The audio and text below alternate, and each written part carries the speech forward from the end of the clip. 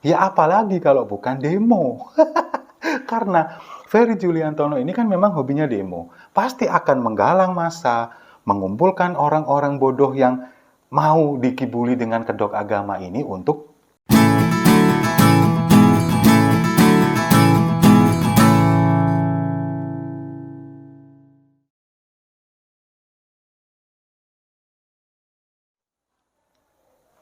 salam damai untuk Indonesia. Berjumpa lagi bersama saya, Papa Dimas. Info kali ini datangnya dari politisi Gerindra yang membuat deklarasi gerakan anti-Islamofobia. Kenapa? Kenapa kok saya sampai ketawa? Karena begini, ini negara mayoritas Muslim. Kemudian mereka mengadakan gerakan anti-Islamofobia. Kan halunya sudah sundul langit gitu. Jadi ceritanya begini, hari Jumat kemarin, tanggal 15 Juli 2022, tepatnya di Kebayoran Baru, Jakarta Selatan, Ferry Juliantono, politisi Gerindra ini mengadakan deklarasi Gerakan Nasional Anti-Islamofobia atau GNAI. Nah, Ferry Juliantono ini, dia sekarang menjabat sebagai Wakil Ketua Umum Partai Gerindra bidang penggalangan massa. Nah, memang dia ini hobinya demo, penggalangan massa. Ya, memang hobinya demo. Ini sudah ketahuan, sudah kelihatan dari rekam jejaknya dari dulu. Dia pernah dipenjara pada waktu pemerintahan masa Presiden SBY tahun 2009, divonis 1 tahun penjara. Padahal tuntutan jaksa ini 6 tahun penjara.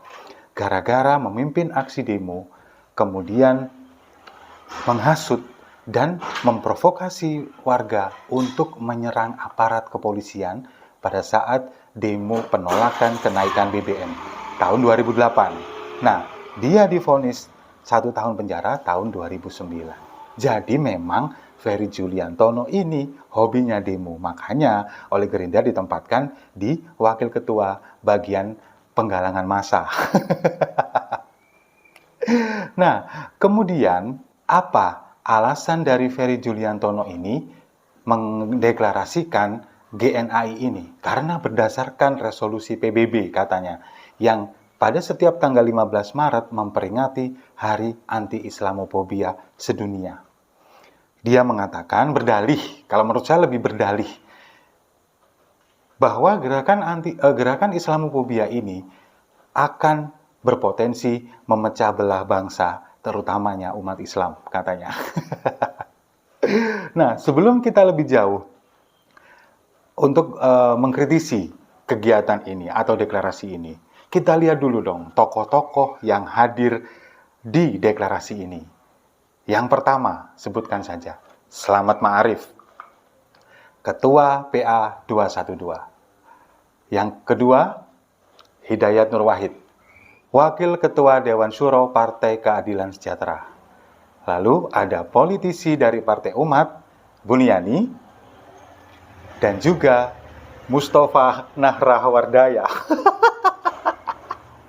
Saya nggak tahu ya, kenapa setiap mendengar nama Mustafa, setiap menyebutkan namanya, apalagi melihat fotonya, saya selalu ingin ketawa.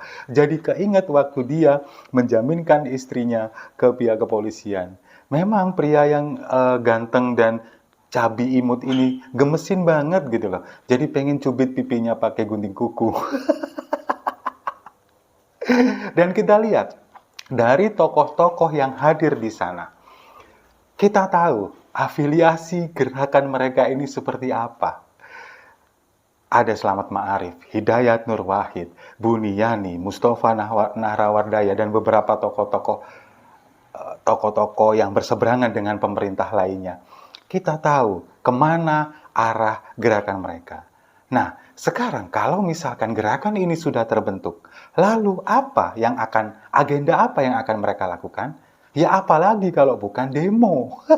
Karena Ferry Juliantono ini kan memang hobinya demo. Pasti akan menggalang massa, mengumpulkan orang-orang bodoh yang mau dikibuli dengan kedok agama ini untuk demo. Apapun isunya, pasti mereka akan mengkait-kaitkan dengan Islamofobia, dan ujung-ujungnya turunkan Presiden Jokowi. Dan saya yakin mereka nanti pasti juga akan melakukan sweeping dengan dalih anti-Islamofobia dan akan membentuk ormas. Ormasnya namanya FPI, Front Pembasmi Islamofobia. Nah, kita sebagai orang waras, ya udah kita ketawain aja ya kan. Sekarang bener nggak sih di negara kita ini ada yang namanya Islamofobia? Saya jelaskan dengan fakta. Warga negara Indonesia mayoritas beragama Islam. 86,9% warga Indonesia beragama Islam. Artinya apa? Hampir 90% beragama Islam, Muslim. Apa iya ada Islamofobia? Coba kita lihat sekarang. Dimanapun, masjid di mana-mana, azan berkumandang sehari 5 kali bersaut-sautan antara masjid satu dengan masjid yang lain. Perayaan hari besar umat Islam selalu libur nasional. Apakah ini yang dinamakan Islamofobia?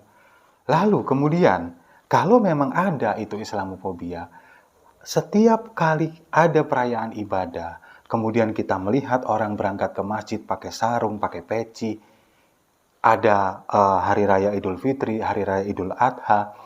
Kalau memang ini terjadi Islamofobia, pasti orang-orang ini akan diserang oleh yang katanya Islamofobia. Tapi kenyataannya, kita di Indonesia ini, umat Islam paling nyaman apapun kegiatannya. Bahkan pengajian, majelis taklim, nutup jalan, kemudian memanfaatkan lahan milik siapapun untuk majelis taklim. Pernah kita mendapatkan halangan? Pernah kita mendapatkan penolakan? Enggak. Justru kelompok kalian ini yang Kristen fobia, kelenteng fobia, cemara fobia, bahkan rambut wanita fobia. Sekarang coba lihat, baru-baru ini di daerah Cicurug, MUI Cicurug menolak revitalisasi tempat ibadah.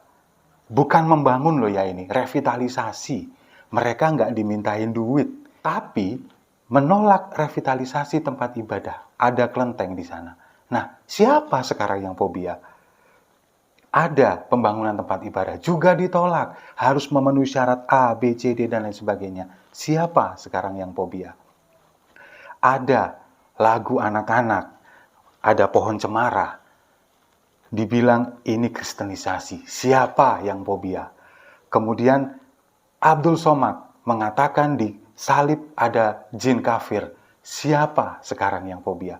Pertanyaannya, harusnya kalian mendeklarasikan gerakan ini di negara yang muslimnya minoritas. Seperti di Eropa, di Amerika Serikat. Silakan. Kalau mau membuat deklarasi ini, silakan di sana. Kalau enggak, satu negara akan mengepung kalian. Jadi gerakan ini hanya akal-akalan saja sebetulnya. Salah satu politisi ini, karena memang dia hobinya demo, kemudian punya kemampuan untuk menggalang massa, gerakan ini nantinya akan diakomodir untuk gerakan, entah itu untuk memenangkan calon tertentu, atau untuk menggulingkan lawannya di Pilpres 2024 nanti. Karena apa? Karena orang-orang yang diakomodir ini adalah sama dengan orang-orang yang pada waktu itu mendemo Ahok di 2017 dengan alasan penistaan agama. Orang-orang ini nggak ada lagi, circle-nya memang di sini. Nah, itulah kenapa kalau saya bilang gerakan ini hanyalah gerakan politik yang berkedok agama. Nah, jadi kalian, masyarakat Indonesia, saya yakin, apalagi pemirsa Siwol TV, sudah pada pintar, sudah pada bisa menelaah apa sebetulnya motif dibalik deklarasi kegiatan ini. Dan saya kasih tahu kepada Anda semua, sebetulnya yang ada di sini bukan Islamofobia, tapi kadrunfobia. Lebih tepatnya jijik kepada kaum kalian yang selalu mengatasnamakan agama, merasa paling suci, merasa paling benar, dan menganggap orang lain salah. Setuju? Kalau setuju, kita minum kopinya sama-sama.